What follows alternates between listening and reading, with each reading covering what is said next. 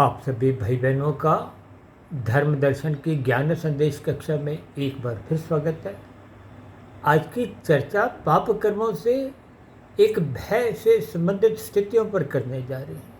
देखिए, मनुष्य से नीचे की योनियों में तभी जाना पड़ता है जब मनुष्य योनि में मरते समय कारण शरीर में पाप कर्मों की स्थितियाँ मजबूत हो जाती हैं, या यूँ कहो कि पाप कर्मों की एक बहुलता होती है, पुण्य कर्मों की न्यूनता रह जाती है।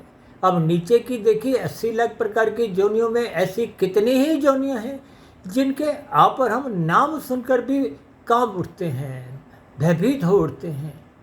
उन योनियों में भी आज जितने जीव हैं वो भी कभी ना कभी आपके हमारे समान मनुष्य योनि में ही थे। इसलिए मनुष्य योनि का सदुपयोग करें, मिले हुए जीवन में सत्संग करते हुए पापमय स्थितियों से, बुराइयों से बचें।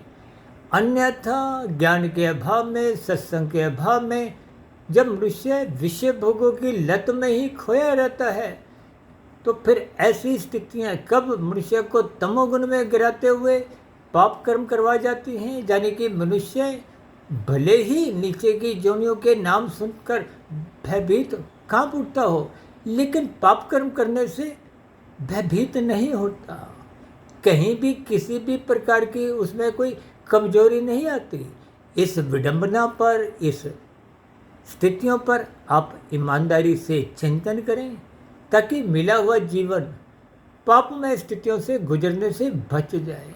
और ये तभी संभव है जब आपका रजोगुण मर्यादित स्थितियों में रहता है। रजोगुण मर्यादा में रहे, इसके लिए सत्संग करना अनिवार्य है। ब्रह्म मुहूर्त में उठना एक लाभदायक स्थिति है। गुरु से जुड़ना एक विशेष प्रकार की सात्विक स्थिति है। इन सभी स्थितियों से आप भी जुड़ें ताकि आप और हम पाप कर्मों से बचें, अधोगति की स्थितियों में गिरने से बचें। चर्चा विशेष को यहीं विराम देते हैं, फिर मिलते हैं किसी नए विषय के साथ। तब तक आप अपने आध्यात्मिक मित्र सुधीर भाटिया फकीर को इजाज़त दें। नमस्कार।